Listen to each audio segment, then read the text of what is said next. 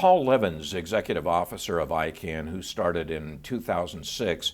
Paul, you basically started the first office, Icann office in Washington, D.C. Tell me about that. That's right, yeah, I was the first employee, if you like. So how did that come about? Essentially, we were in a position where we were having to have conversations with the executive branch, Congress, and importantly, a lot of key players who were members of the Icann community here in DC. That was sort of a critical moment in terms of the transition of the JPA. Joint Project Agreement. The Joint Project Agreement, thank you. And it became clear that in order to have a voice with all those groups, we needed a presence here in DC. So we informed the board of that, but I think they were surprised by the alacrity with which we moved to establish that office. The first office was a rented space just down the road at 18th and corner of 18th and I Streets. Oh, wait a second. Are you saying they didn't want it, or they were? And I'm saying that I think they thought that the idea of having a presence here was a good one, but we had moved with some speed in order to implement that, and I think that took them a little by surprise, to be frank. And before we knew it, we had an office here, and we were already engaging with those groups that I'd already mentioned. In the name of full disclosure, you were the person who hired me, who brought me into Icann. Right. I'm sure you made other mistakes other Right. than that in the course of your tenure with Icann. It was a very small team in the Washington Icann office at that time. There was like a half dozen of us. That's right, yeah. So we had probably, I think, max, even at the time when I left in 2010, we had probably about 6 people here. But for the first year, it was literally 3 people. Yourself, myself, and Maria Farrell, of course, who was involved in a lot of community engagement work, and also, from memory, was supporting the GAC, as amongst other committees. You sort of skimmed over this, but I want you to elaborate on it. Why is it necessary for this technical coordination body to have a DC office? Yeah, well, I think what Icann thinks and does is global. It has, for what is a very narrow set of responsibilities, it has an enormous impact. You don't want anything going wrong with this, right? It also, I think, is a foundation for the running of the internet, and many of the things that the internet represents are values of freedom, values of choice, values of information exchange, and those things reside in what is very much still presented as the capital of the free world. Now, the other element here I think that's important is that for a long while the discussion was taking place about whether or not Icann needed some kind of overview by an overview authority, and that's why that JPA existed for a long period of time. Wait, for that reason, let me interrupt for just a second. Was that the perception of Congress? Is that what you mean? That there needed to be overview? No, I mean, it was. This was not a perception. This was a reality that there was a joint project agreement, right, which was essentially an overview by the Department of Commerce, the executive branch, on Icann's growth and development as the coordinator of those functions. I guess what I'm trying to get at, beyond that executive branch of government oversight, was there a sense in Congress we also need an oversight role? I think there were moments in time where the Congress took a particular interest. So whenever there was a review of the JPA, which took place on a regular basis, remember there was, in the 9 years, when I was around, in the 9 years of the JPA, there was something like 13 reviews of Icann's performance. And this was a time when NTIA would basically look at Icann. That's right. And how it was doing. That's right. So it would issue what's known as a notice of inquiry, and it would request comments from the broader community. And unsurprisingly, the majority of those comments came from Icann's immediate community, but there were others.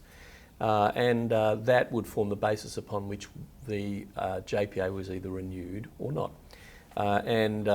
There was what I would describe as a critical moment in 2008, which was when the Icann board, Peter Dengate Thrush, the then chair, wrote a letter on behalf of Icann to one of these notices of inquiry, where the question, I remember this vividly, one of the questions was, has Icann done enough? And the response I drafted for him said, that's totally the wrong question to ask. Icann can never do enough. Right? Icann always has to do more. So there will not be a moment in time that triggers the Icann has done enough and therefore we can sever the JPA. So those two things were not associated, were not linked. And I think that was not so much a throwing down of the gauntlet as a moment in time when it became clear that Icann was serious after 9 years and 13 reviews about becoming the organisation that it needed to become, accountable to the community, series of reviews, and that's what in turn led to the affirmation of commitments about 2 years later. When we talked to Thrush, the then board chair, he told us, he said, in essence, we had come to the conclusion it was time for us to get out from, we need to separate ourselves. Right. It's time for the U.S. government to stop looking over our shoulder. Right. Right. And that's why I'm flagging that moment in time. I think that often people look at the affirmation of commitments and think it came out of nowhere. In fact, I think whilst the document... Let's back up just a little minute. So you had the joint project agreement. Right. What followed that was the affirmation of commitments. That's right. That's right. And elaborate about it. And so you're quite right. The joint project agreement was something of long standing that had been in place for at that point, 9 years. And the affirmation of commitments was the document that came as a result of the JPA being migrated away from Icann. And so that document was constructed, the affirmation of commitments was constructed in 2009, about early part of 2009 through to the midpoint of 2009. But as I said, I think the momentum for moving to that document where the account, and bear in mind the affirmation of commitments was very much about the community more broadly, not one government, not one entity, not a group of governments, not an individual organisation, being accountable, to the community as opposed to any one institution. And that's what set that document apart, was that, and I think the community welcomed that because at last it was an opportunity for them to hold the organisation accountable.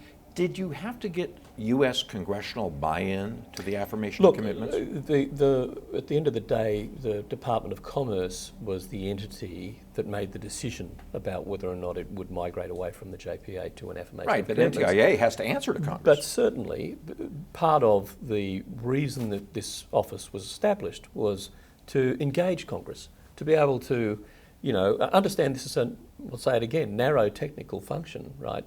But one that has huge impact if you get it wrong.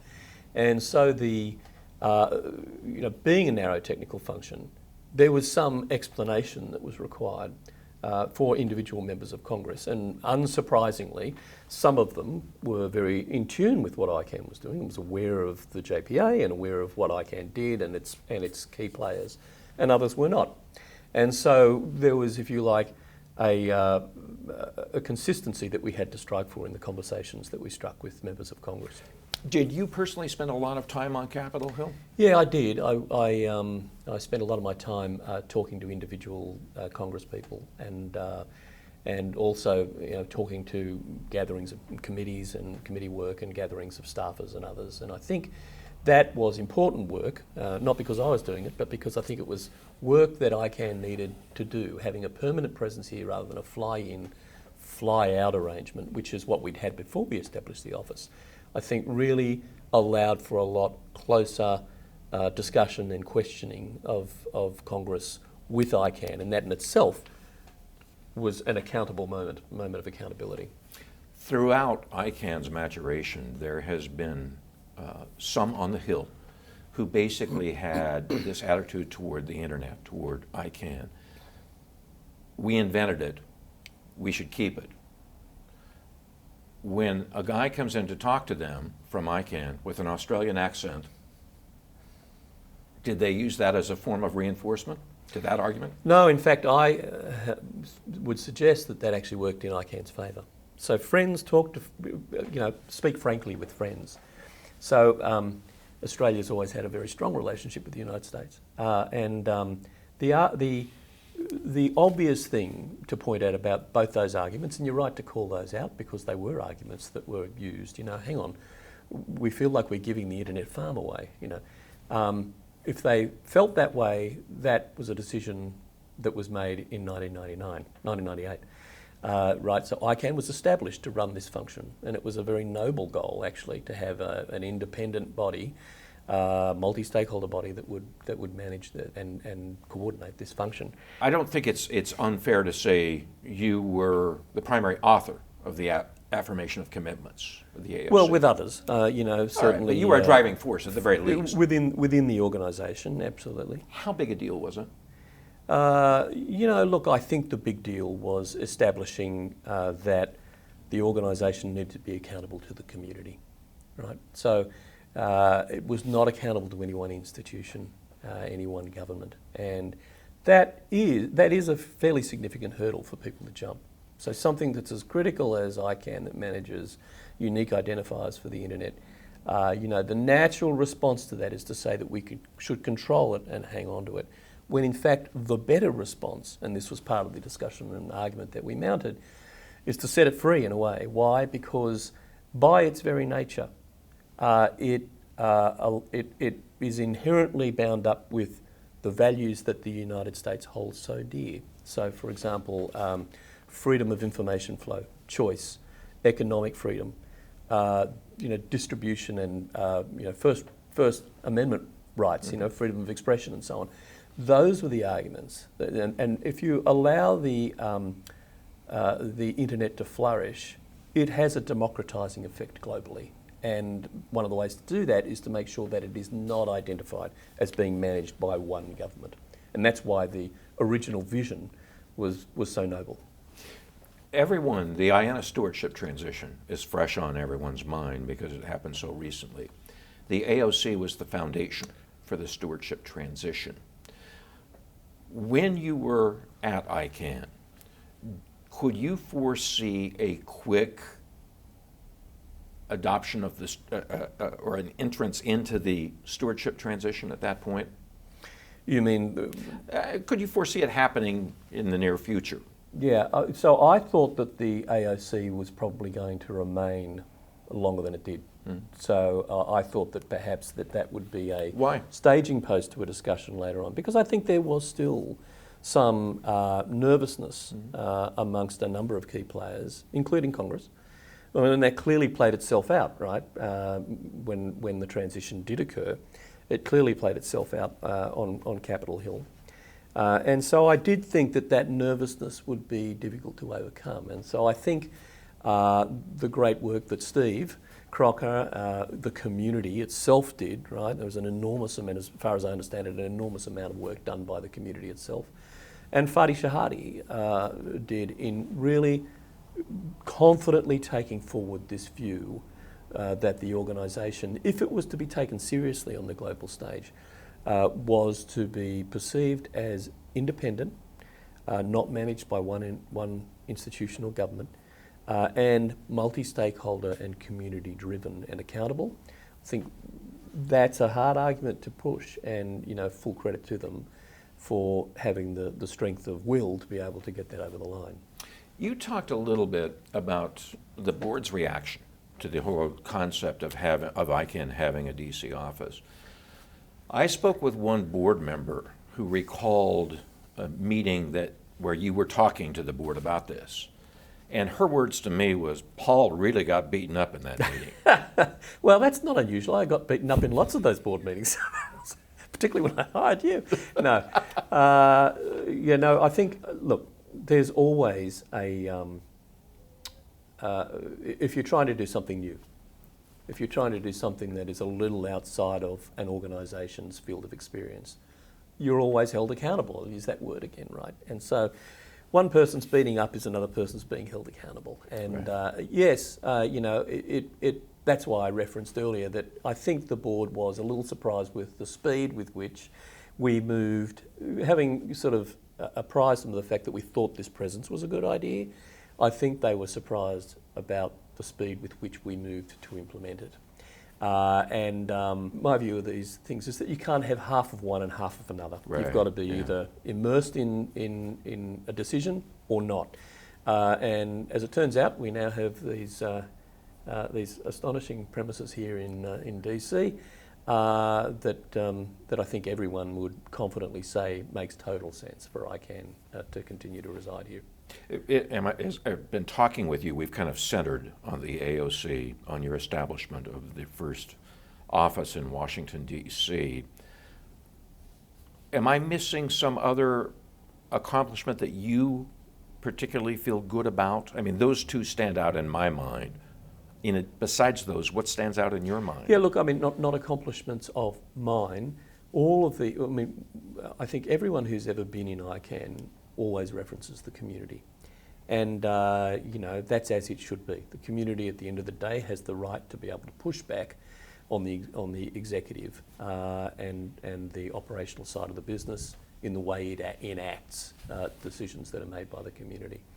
But I think the things that I'm proud to have been associated with during my time, in addition to those things we've talked about, was the opening up of Icann to the global community from a point of view of the way it communicates, both through the media, but also through the number of languages it started to sort of have its conversations in. We were United Nations-esque in the number of translation booths that we would have. Well, you're talking about the internationalization of the organization. Right, yeah. And look, I mean, I think there was a level at which Icann was always international in that it always had many members of its community that were international. But it really took, between its teeth, the mission, at that stage, the mission to speak more openly and in many more languages and communicate in ways that tried to allow people to participate remotely. Kieran McCarthy was a great advocate of this and a great implementer of this. But he couldn't have done it, I don't think, without the support of people like the ALAC and other members of the community and the board itself making decisions to support those judgments. You came in to Icann. Paul Toomey, the then CEO, had recruited you into the organization. You had worked for government in Australia. What was your adjustment period like in dealing with Icann? Yeah, right. Well, so I had worked in government, but I'd also worked in major multinational corporations, and also not-for-profits. I'd historically worked in a not-for-profit. So I kind of got the volunteer element of the organisation. I kind of understood it. But I think it is fair to say still to this day that there is not an organisation that meets as regularly on the global stage as Icann does and has the number of diverse players. Should it be more diverse? I think absolutely. It should always. That's one of the things that I was referencing earlier. Can Icann do more? Absolutely, it should do more on the internationalisation. Many different faces of what's needed to be represented in the discussions. And I know Icann is making those sort of overtures to parts of the world where it may not have the stronger representation. So, look, it felt like a pretty natural thing to me, to be honest, because... You enjoyed it? I enjoyed it very much. It was a great time. The people were interesting. There were some great characters, super smart people. I remember first meeting Vince Cerf and Steve Crocker, and that was kind of the clincher for me. It was kind of like meeting people of that calibre who at the same time were so down to earth and understood, went out of their way to understand and be interested in me, really gave me the view that this was the right organisation to join, because if that's what the leadership represented, then that's what was going to be, more resonant in the broader community, and that's what I really seek in organisations. Let me ask you a question I've asked a number of people as we've done interviews for the History Project. You're no longer part of the community. Well, you do go to some meetings now and then, but you're not actively involved the way you once were. But when you look at Icann now, what do you, in your mind, what is the greatest threat to Icann going forward? You know, I think lack of participation, because with participation from the broader community, and we're not just talking about the technical community, obviously, we're talking about, very importantly, the users, and I think, you know, very importantly, governments. The way to avoid Icann becoming an enormous bureaucracy, and you don't want that, right? You don't want that because bureaucracies have a way of becoming self-important. Right. Once they reach a certain scale. And so I suspect that the protection against that is really an active community that continues to grow and continues to become more diverse. Paul Levins, thank you very much for taking the time to talk to us. Hey, thanks, Brad.